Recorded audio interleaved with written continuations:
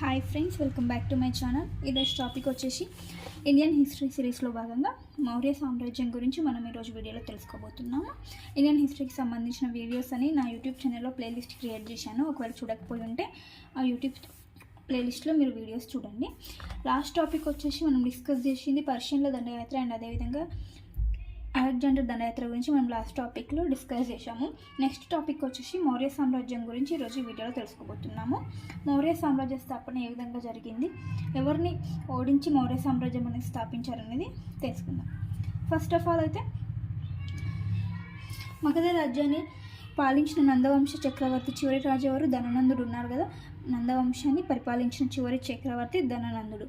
ధననందుడిని ఓడించి మౌర్య సామ్రాజ్యాన్ని స్థాపించిన రాజు ఎవరంటే చంద్రగుప్త మౌర్యుడు. చంద్రగుప్త మౌర్యుడు నందవంశ రాజు అయినటువంటి చివరి రాజు అయినటువంటి ధననందుడిని ఓడించి ఈ మౌర్య సామ్రాజ్యాన్ని స్థాపించడం జరిగింది. మౌర్య సామ్రాజ్యాన్ని అని గుర్తుంచుకోండి.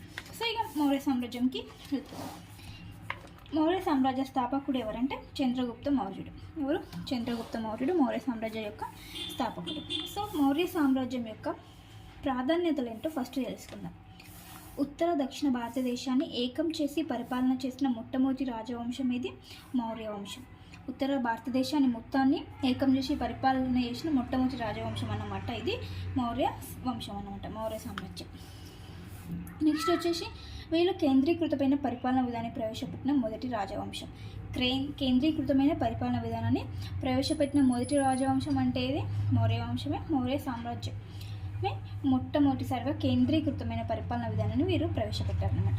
అంటే పరిపాలన యొక్క అధికారం మొత్తం ఒకరి చేతుల్లోనే ఉంటుంది, అంటే వీళ్ళ మౌర్యుల చేతిలోనే ఉంటుంది. సామంతులు వీళ్ళకున్న సామంతులు అందరూ కూడా ఈయన యొక్క అధికారంలోనే ఉండడం జరుగుతుంది, మౌర్య చక్రవర్తి అధికారంలో. దాన్ని కేంద్రీకృత పరిపాలన అంటారు. అంటే పరిపాలన మొత్తం ఒకరి చేతుల్లో ఉంటే దాన్ని కేంద్రీకృతమైన పరిపాలన అంటారని గుర్తుంచుకోండి.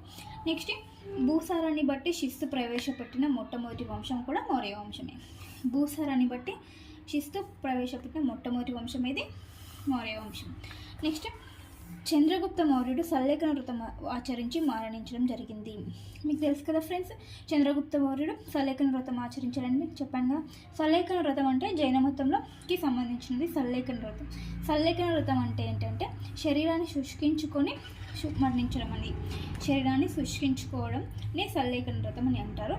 సో రాజులలో చక్రవర్తులు ఏ చక్రవర్తులు మొట్టమొదటిసారిగా సల్లేఖన వ్రతం ఆచరించి మరణించిన రాజు ఎవరంటే చంద్రగుప్త మౌర్యుడు. ఈయన జైన మతాన్ని స్వీకరించాలని గుర్తుంచుకోండి. చంద్రగుప్త మౌర్యుడు జైన మతాన్ని స్వీకరించాడు. సో ఈ మౌర్య సామ్రాజ్యం యొక్క చక్రవర్తులను చూస్తే ఒక్కొక్క రాజు ఒక్కో మతాన్ని అనేది స్వీకరించడం జరిగింది. సో చంద్రగుప్త మౌర్యుడు వచ్చేసి ఈయన రాజ్య స్థాపకుడు, మౌర్య సామ్రాజ్య స్థాపకుడు చంద్రగుప్త మౌర్యుడు. ఈయన వచ్చేసి జైన మతాన్ని స్వీకరించడం జరిగింది. ఏ మతాన్ని? చంద్రగుప్త మౌర్యుడు స్వీకరించిన మతం జైన మతం. జైన మతాన్ని స్వీకరించాడు. సో ఈ సల్లేఖన వ్రతం ఏ మతంలో ఉంటుందంటే జైన మతానికి సంబంధించింది సల్లేఖన వ్రతం. నెక్స్ట్, అశోకుడి వంటి గొప్ప చక్రవర్తి ఉన్న రాజవంశం ఏది? మౌర్య వంశము. అశోకుడి వంటి గొప్ప చక్రవర్తి ఈ వంశంలో ఉన్నాడని గుర్తుంచుకోండి. అశోకుడు ఏ మతాన్ని స్వీకరించాడంటే బౌద్ధ మతం. అశోకుడు బౌద్ధ మతం, చంద్రగుప్త మౌర్యుడు జైన మతాన్ని స్వీకరించడం జరిగింది. నెక్స్ట్, అశోకుడు పశువులకు వైద్యశాలలు కట్టించాడు. అంటే ఆ కాలంలోనే పశువులకు వైద్యశాలలను అశోకుడు కట్టించడం జరిగింది. మనుషులకే కాదు, పశువులకు కూడా వైద్యశాలలు కట్టించిన గొప్ప చక్రవర్తి ఎవరు? అశోకుడు. నెక్స్ట్, నగరపాలక సంస్థలను ఏర్పాటు చేసిన రాజవంశం ఇది మౌర్య సామ్రాజ్యం. నగరపాలక సంస్థలను ఏర్పాటు చేసిన వంశం అన్నమాట. సో ఇక్కడ ఇంకోటి ఏంటంటే మౌర్య సామ్రాజ్యానికి సంబంధించిన ఆధారాలు ఏవి ఉన్నాయి, వీళ్ళ యొక్క చరిత్రకు సంబంధించిన ఆధారాలు ఏంటంటే విదేశీ సాహిత్యం చూద్దాం. మెగస్తనీస్ ఇండికా గ్రంథం మౌర్యుల యొక్క చరిత్రను గురించి తెలుపుతుందన్నమాట.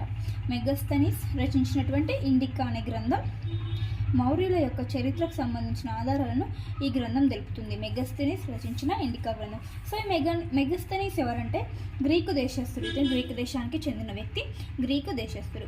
మళ్ళీ ఇంకో పిట్ ఏంటంటే ఇక్కడ భారతదేశానికి వచ్చిన తొలి విదేశీ రాయబారి ఎవరంటే మెగస్తనీస్ అని గుర్తుంచుకోండి. భారతదేశానికి వచ్చిన తొలి విదేశీ రాయబారి అన్నమాట మెగస్తనీస్. ఈయన గ్రీకు దేశస్థుడు.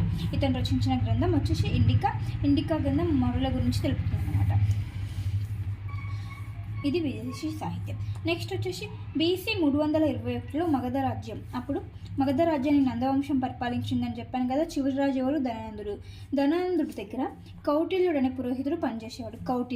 కౌటిల్యుడికి మరి ఒక పేర్లు ఏంటంటే చాణక్యుడు లేదా విష్ణుగుప్తుడు. కౌటిల్యుడు అర్థశాస్త్రం అని చెప్తాం కదా, కౌటిల్యుడిని చాణక్యుడు కూడా అని అంటారు. చాణక్యుడు లేదా విష్ణుగుప్తుడు అని కూడా అంటారు కౌటిల్యుడు.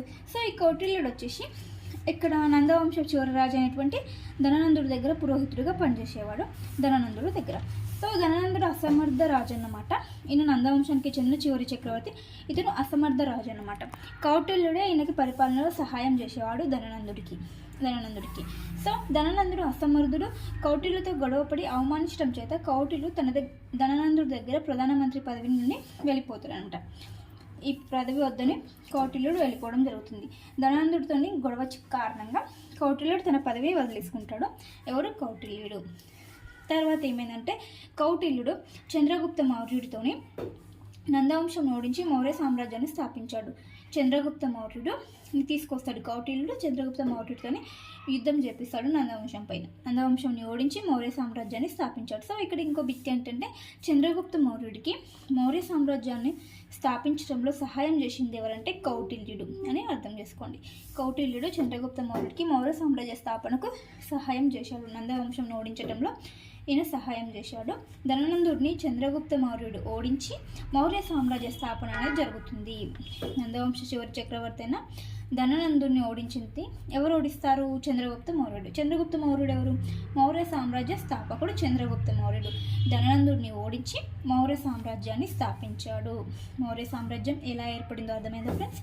నెక్స్ట్ వచ్చేసి చంద్రగుప్త మౌర్యుడు మౌర్య వంశం అంటే మౌర్య రాజ్యాన్ని స్థాపించిన తర్వాత గ్రీకులు ఉన్నారు కదా, అప్పుడు గ్రీకుల దండయాత్ర, అలెగ్జాండర్ దండయాత్ర, గ్రీకులతో యుద్ధం చేస్తారనమాట. గ్రీకులు పంజాబ్, కాందశ్ కొన్ని ప్రాంతాలను ఆక్రమించుకున్నారు కదా అలెగ్జాండర్ దండయాత్రకు వచ్చినప్పుడు. ఆ ప్రాంతాలపైకి చంద్రగుప్త మౌర్యుడు యుద్ధం చేస్తారనమాట. గ్రీకులతో సైన్యంతో యుద్ధం చేస్తాడు. సో ఫలితంగా మౌర్యుడే గెలుస్తాడు. చంద్రగుప్త మౌర్యుడే ఈ యుద్ధంలో గెలుస్తాడు. తర్వాత ఇంకేమైందంటే చంద్రగుప్త మౌర్యుడి పైన సెల్యూకస్ నికేటర్ అలెగ్జాండర్ వెళ్తూ భారతదేశంలో ఉన్న ప్రాంతాలకు ప్రతినిధిగా సెల్యూకస్ నికేటర్ని నియమించి వెళ్ళడం జరుగుతుంది కదా. సో సెల్యూకస్ నికేటర్ చంద్రగుప్త మౌర్యుడితో మళ్ళీ యుద్ధం చేస్తాడనమాట. తన సైన్యాన్ని ఓడించినందుకు ఇక సెల్యూకస్ నికేటర్ వస్తాడు. ఈ ఇద్దరి మధ్యలో జరిగిన యుద్ధం ఏంటంటే కరి యుద్ధం, అంటే ఏనుగులతో జరిగిన యుద్ధం అనమాట. కరి యుద్ధం. చంద్రగుప్త మౌర్యుడికి సెల్యూకస్ నికేటర్కి మధ్య జరిగిన యుద్ధం ఏంటి? కరి యుద్ధం. కరి అంటే ఏనుగు అనమాట. BC 302లో వీరికి జరిగింది యుద్ధం. సో ఈ యుద్ధ ఫలితం ఏంటంటే సెల్యూకస్ నికేటర్ని ఓడిస్తాడు చంద్రగుప్త మౌర్యుడు. మౌర్యులు కూడా ఈ యుద్ధంలో కూడా మౌర్యులే గెలుస్తారు. ఈ యుద్ధ ఫలితం కారణంగా సెల్యూకస్ నికేటర్ యొక్క కూతురు అయినటువంటి హెలీనాతో చంద్రగుప్త మౌర్యుడి యొక్క వివాహం అనేది జరుగుతుంది. ఇక్కడ హెలీనాతోని చంద్రగుప్త మౌర్యుడి వివాహం జరుగుతుంది. తర్వాత ఏమవుతుందంటే 500 ఏనుగులను బహుమానంగా ఇచ్చాడు. ఎవరు? చంద్రగుప్త మౌర్యుడు ఈ సెల్యూకస్ నికేటర్కి 500 ఏనుగులను బహుమానంగా ఇవ్వడం జరుగుతుంది. ఇప్పుడు సెల్యూకస్ నికేటర్ ఏమవుతాడు? చంద్రగుప్త మౌర్యుడికి మామ అవుతాడు. సో సెల్యూకస్ నికేటర్ ఏం చేస్తాడంటే అప్పుడు గ్రీకు దేశం నుంచి తన దగ్గర ఉన్న మెగస్తనీస్ని ఇండియాకి పంపిస్తాడు. అక్కడ చరిత్రని, తన అల్లుడి యొక్క చరిత్రను రాయను అని ఇండియాకి పంపించడం జరుగుతుంది. సెల్యూకస్ నికేటర్ మెగస్తనీస్ను ఇండియాకి పంపించడం జరుగుతుంది. సో మెగస్తనీస్ని ఎవరు పంపించారంటే తన మామ అయినటువంటి సెల్యూకస్ నికేటరే పంపించడం జరుగుతుంది. సో మెగస్తనీస్ ఇక్కడ ఇండికా అనే గ్రంథాన్ని రచించి అందులో మౌర్యుల చరిత్ర గురించి చెప్తారనమాట. సో గుర్తుంచుకోండి, మెగస్తనీస్ని ఇండియాకు రాయబారికి ఎవరు పంపారంటే సెల్యూకస్ నికేటర్. ఈయన ఎవరు? చంద్రగుప్త మౌర్యుడికి మామ. గుర్తుంచుకోండి, మెగస్తనీస్ని సెల్యూకస్ నికేటర్ ఇండియాకు రాయబారిగా పంపడం జరిగింది. నెక్స్ట్ వచ్చేసి వీరి యొక్క పరిపాలనకు సంబంధించిన ఇంకొన్ని గ్రంథాలు ఏంటంటే జియోగ్రఫీ రచించినటువంటి స్ట్రాబో, అతని గ్రంథం కూడా మరుల గురించి తెలిపే గ్రంథాలు అన్నమాట. నెక్స్ట్ ఇండికా వచ్చేసి మెగస్తనీస్ గ్రీకు భాషలో రచించాడు. తర్వాత ఈ గ్రంథాన్ని క్రిండెల్ అనే వ్యక్తి ఇంగ్లీష్లో అనువాదించాడు అనమాట. దేన్ని? ఇండికా అనే గ్రంథాన్ని క్రిండెల్ అనే వ్యక్తి ఇంగ్లీష్లో అనువాదం చేశాడు ఇండికా దాన్ని. నెక్స్ట్ యాన్ ఎపిటోమ్ జస్టిస్ అనే వ్యక్తి రచించాడు యాన్ ఎపిటోమ్. నెక్స్ట్ న్యాచురల్ హిస్టరీని ఎవరు రచించారు? ప్లీనీ. ది 2 టైమ్స్ అనే రచనను ఎవరు రచించారంటే ప్లూటార్క్ రచించడం జరిగింది. The 2 times. ఈ గ్రంథాలన్నీ వచ్చేసి విదేశీ సాహిత్యానికి సంబంధించినవి అన్నమాట. ఈ గ్రంథాలన్నీ మౌర్యుల గురించి తెలిపే గ్రంథాలు అన్నమాట. మౌర్యుల గురించి తెలిపే గ్రంథాలు ఏవంటే మెగస్తనీస్, రచించినటువంటి ఇండికా, జియోగ్రఫీ ఎవరు రచించారు? స్ట్రాబో. నెక్స్ట్ వచ్చేసి ఎనాపిటమ్ జస్టిస్ రచించాడు. న్యాచురల్ హిస్టరీని రచించింది ఎవరు? ప్లీనీ. ది 2 టైమ్స్ నేను రచించింది ఎవరంటే ప్లూటర్క్. ఇవన్నీ మౌర్యుల యొక్క చరిత్ర గురించి తెలిపే గ్రంథాలు అన్నమాట. నెక్స్ట్ శ్రీలంకకి సంబంధించిన కొన్ని గ్రంథాలు కూడా మౌర్యుల గురించి తెలుపుతున్నాయి అన్నమాట. అవి ఏంటంటే ద్వీపవంశం, మహావంశం, వంశిని, ప్రకాశిని. ఈ 3 గ్రంథాలు వచ్చేసి శ్రీలంకకి సంబంధించిన గ్రంథాలు మౌర్యుల చరిత్ర గురించి తెలుపుతున్నాయి అన్నమాట. సో గుర్తుంచుకోండి, మౌర్యుల చరిత్ర గురించి తెలిపే గ్రంథాలు శ్రీలంకకు సంబంధించిన గ్రంథాలు ఏంటంటే ద్వీపవంశం, మహావంశం, వంశిని, ప్రకాశిని. ఇవి మౌర్యుల చరిత్ర గురించి తెలుపుతున్నాయి. నెక్స్ట్ ఇంకొక గ్రంథం ఏంటంటే ద హిస్టరీ ఆఫ్ టిబెట్. దీన్ని తారానాథుడు రచించాడు. ఇది కూడా మౌర్యుల యొక్క చరిత్ర గురించి తెలుపడం జరుగుతుందన్నమాట. గుర్తుంచుకోండి, ద హిస్టరీ ఆఫ్ టిబెట్. దీన్ని ఎవరు రచించారు? తారానాథుడు. గుర్తుంచుకోండి, ఇవన్నీ మౌర్యులకు సంబంధించిన చరిత్ర గురించి తెలిపే గ్రంథాలు అన్నమాట. నెక్స్ట్ వచ్చేసి మెగస్తనీస్ రచించినటువంటి ఇండికా గ్రంథంలో మౌర్యులకు సంబంధించినవి ఏమున్నాయో చూద్దాం. ఈ ఇండికా గ్రంథంలో రాజు వ్యక్తిత్వాన్ని, పాలనా వ్యవస్థ గురించి తెలపడం జరిగింది. పాటలీపుత్ర వైభవం గురించి కూడా వీరు చెప్పడం జరిగింది. ఇండికా గ్రంథంలో సప్తవర్ణ వ్యవస్థ అనేది, నెక్స్ట్ బానిసత్వం అనేది కూడా ఉంది అని చెప్పడం జరిగింది. వడ్డీ వ్యాపారం, కులాంతర వివాహాలు వీరి కాలంలో లేవు. మౌర్యుల కాలంలో వడ్డీ వ్యాపారం అనేది వాళ్ళకి తెలియదు, కులాంతర వివాహాలు కూడా లేవని ఇండికా గ్రంథంలో మెగస్తనీస్ చెప్పడం జరిగింది. నెక్స్ట్ భారత్లో వ్రాతలో సరైన పరిజ్ఞానం లేదు. అంటే ఏంటంటే భారత్లో చరిత్రను సరిగ్గా రాసే వాళ్ళు లేరు, అందుకనే మెగస్తనీస్ని పంపడం జరిగింది సెల్యూకస్ నికేటర్. అక్కడ మన భారత్లో లేరన్నమాట, సరైన పరిజ్ఞానం లేదు, రాతలో అంటే రాసే వాళ్ళకి సరైన పరిజ్ఞానం లేదు ఎలా రాయాలనేది. సో అందుకే మెగస్తనీస్ని ఇండియాకు పంపడం జరిగింది. నెక్స్ట్ స్వదేశీ గ్రంథాలు ఏమున్నాయో చూద్దాం. అర్థశాస్త్రం. దీన్ని ఎవరు రచించారంటే కౌటిల్యుడు రచించారు. ఈ కౌటిల్యుడు రచించినటువంటి అర్థశాస్త్రమే మౌర్యుల యొక్క పరిపాలనకు ముఖ్యమైన ఆధారం అన్నమాట, అర్థశాస్త్రం. నెక్స్ట్ ఇండికా గ్రంథాన్ని మెగస్తనీస్ రచించడం జరిగింది. ఇది విదేశీ గ్రంథము, స్వదేశీ గ్రంథం కాదు. నెక్స్ట్ వచ్చేసి ముద్ర రాక్షసం. దీన్ని ఎవరు రచించారంటే విశాఖ దత్తుడు. ఈయన గుప్తుల కాలంలో రచించడం జరిగింది మౌర్యుల గురించి. ముద్ర రాక్షసం అనే గ్రంథాన్ని రచించింది విశాఖ దత్తుడు. ఎవరి కాలంలో అంటే గుప్తుల కాలంలో రచించడం జరిగింది. ఇంపార్టెంట్, గుర్తుంచుకోండి. నెక్స్ట్ పరిశిష్ట పర్వన్. దీన్ని ఎవరంటే హేమచంద్రుడు రచించాడు. పరిశిష్ట పర్వన్ ఎవరు రచించారు? హేమచంద్రుడు. ఇక్కడ ఒక ఇంపార్టెంట్ బిట్ ఏంటంటే చంద్రగుప్త మౌర్యుడు జైన మతాన్ని స్వీకరించాడని తెలిపే గ్రంథం ఇది పరిశిష్ట పర్వన్. చంద్రగుప్త మౌర్యుడు జైన మతాన్ని స్వీకరించాలని ఈ గ్రంథం తెలుపుతుందన్నమాట, పరిశిష్ట పర్వన్. దీన్ని హేమచంద్రుడు రచించడం జరిగింది. నెక్స్ట్ దివ్యవదనం. ఇది టిబెట్ గ్రంథం. దివ్యవదనం వచ్చేసి టిబెట్ గ్రంథం. నెక్స్ట్ దీప, మహావంశాలు వచ్చి సింహాలకు సంబంధించిన గ్రంథాలు. నెక్స్ట్ నాగార్జున కొండ గుహాశాస్త్రం. దీని దశరథుడు రచించడం జరిగిందని గుర్తుంచుకుంది. ఇవన్నీ వచ్చేసి స్వదేశీ గ్రంథాలు. ఇదొక తప్ప, ఇండికా తప్ప. సో కౌటిల్యుడు అర్థశాస్త్రాన్ని రచించడం చెప్పాను కదా, ఇవి మౌర్యుల యొక్క పరిపాలనకు ముఖ్యమైన ఆధారాలు అన్నమాట. సో ఈ అర్థశాస్త్రంలో టోటల్గా 15 భాగాలు అనేవి ఉన్నాయి. ఈ 15 భాగాల్లో రాజు ఎలా ఉండాలి, రాజ్యం ఎలా ఉండాలి, రాజ్యాన్ని ఏ విధంగా పరిపాలన చేయాలని, రాజ్య పరిపాలన గురించి అర్థశాస్త్రం చెప్తుంది అన్నమాట. టోటల్గా 15 భాగాలు ఉన్నాయన్నమాట అర్థశాస్త్రంలో. ఈ అర్థశాస్త్రాన్ని కౌటిల్యుడు రచించినటువంటి అర్థశాస్త్రాన్ని ఇంగ్లీష్లో అనువాదించింది ఎవరంటే గణపతి శాస్త్రి, శ్యామ శాస్త్రి. వీళ్ళు ఇంగ్లీష్లోకి అనువాదం చేయడం జరిగింది. గుర్తుంచుకుని కౌటిల్యుడు రచించినటువంటి అర్థశాస్త్రం గ్రంథాన్ని ఇంగ్లీష్లో ఎవరు అనువదించారంటే గణపతి శాస్త్రి, శ్యామ శాస్త్రిని గుర్తుంచుకోండి. సో అర్థశాస్త్రంలో 15 భాగాలు ఉన్నాయని చెప్పాను కదా, సో అవేంటో చూద్దాం. ఫస్ట్ చాప్టర్ వచ్చేసి రాజు గురించి తెలుపుతుంది. రెండో చాప్టర్ వచ్చేసి రాజ్యంలోని శాఖల పనితీరు, అంటే వివిధ శాఖలు అనేవి ఉంటాయి కదా, అవి ఎలా పనిచేయాలని తెలుపుతుంది. మూడో వచ్చేసి సివిల్ కోర్టులు, అంటే ఆస్తి తగాదాలకు సంబంధించింది మూడవ చాప్టర్. నాలుగో చాప్టర్ వచ్చేసి క్రిమినల్ వ్యవహారాల గురించి తెలుపుతుంది. ఐదవ చాప్టర్ వచ్చేసి అధికారుల యొక్క విధానాల గురించి తెలుపుతుంది. నెక్స్ట్ 6వ చాప్టర్ సప్తాంగాలు అనే గురించి చెప్తుంది. 7వ చాప్టర్ రాజుకి విదేశాలతో సంబంధాలు ఏ విధంగా ఉండాలి అనే విధానం గురించి తెలుపుతుంది. 8వ చాప్టర్ విపత్తు సమయంలో రాజు ఎలా వ్యవహరించాలనే విషయం గురించి తెలుపుతుంది. నెక్స్ట్ 9వ చాప్టర్ వచ్చేసి యుద్ధ తంత్రాల గురించి తెలుపుతుంది. 10వ చాప్టర్ సైన్య సమీకరణ ఏ విధంగా ఉండాలి, యుద్ధం సమయంలో సైన్య సమీకరణ ఏ విధంగా చేయాలనేది తెలుపుతుంది. 11వ చాప్టర్ సైన్యాధికారుల గురించి తెలుపుతుంది. 12వ చాప్టర్ బలమైన రాజు యొక్క నిర్ణయాలు ఏ విధంగా ఉండాలి అని, సమయానికి తగ్గట్టు నిర్ణయాలు ఎలా తీసుకోవాలనేది ఇది తెలుపుతుంది 12వ చాప్టర్. 13వ చాప్టర్ ఆక్రమించిన ప్రాంతాల్లో పరిపాలన ఏ విధంగా ఉండాలనే దాని నుంచి ఇది జరుపుతుంది అనమాట 13వ చాప్టర్. ఇవన్నీ అర్థశాస్త్రానికి సంబంధించిన భాగాలు. అర్థశాస్త్రం ముఖ్యంగా ఏం చెప్తుందంటే రాజు రాజ్యం యొక్క పరిపాలన ఏ విధంగా చేయాలి అనే దాని గురించి తెలుపుతుందన్నమాట. మొత్తం టోటల్గా చెప్తుంది ఏ విధంగా ఉండాలి ప్రతి దాన్ని ఈ అర్థశాస్త్రంలో కౌటిల్యుడు వివరించడం జరిగింది. సో మౌర్యులు వచ్చేసి ఈ అర్థశాస్త్రాన్ని ఆధారంగా చేసుకొని పరిపాలన సాగించడం జరిగిందని అర్థం చేసుకోండి. నెక్స్ట్ వచ్చేసి మాకియావెల్లి రచించిన ద ప్రిన్స్ అనే గ్రంథం రాజు ఏ విధంగా ఉండాలో తెలుపుతుందన్నమాట. మాకియావెల్లి రచించిన గ్రంథం పేరేంటి? The prince. ఇది రాజు ఏ విధంగా ఉండాలో తెలిపే గ్రంథం. ఆ కాలంలో ప్రతి రాజు ఈ గ్రంథాన్ని చదివేవారంట. అంటే ఈ గ్రంథాన్ని చదివి రాజు ఎలా ఉండాలో తెలుసుకునేవారంట. ఇతను ఎవరు రాశారంటే మాకియావెల్లి, రష్యా దేశానికి చెందినటువంటి మాకియావెల్లి ఈ గ్రంథాన్ని రచించాడు, గుర్తుంచుకోండి. సో ఫ్రెండ్స్, ఇదంతా మౌర్యులకు సంబంధించిన బేసిక్ పాయింట్స్ అన్నమాట. సో మౌర్యుల పరిచయం గురించి ఇప్పుడు చూద్దాం.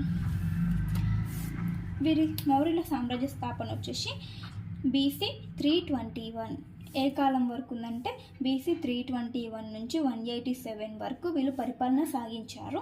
జస్ట్ అంతే, ఒకసారి చదవండి, అంత గుర్తుంచుకోవాల్సిన అవసరం అయితే లేదు. సో మౌర్యుల యొక్క రాజధాని ఏంటంటే పాటలీపుత్రం. మౌర్య సామ్రాజ్య స్థాపకుడు మొదటి రాజు ఎవరంటే చంద్రగుప్త మౌర్యుడు. నెక్స్ట్ మౌర్యులందరిలో గొప్పవాడు ఎవరంటే మౌర్య రాజులందరిలో గొప్పవాడు అశోకుడు. నెక్స్ట్ చివరివాడు ఎవరు మౌర్య రాజ్యంలో చివరివాడు అంటే బృహద్రథుడు, గుర్తుంచుకోండి. మొదటి రాజు చంద్రగుప్త మౌర్యుడు, గొప్పవాడు అశోకుడు, చివరివాడు బృహద్రథుడు, గుర్తుంచుకోండి.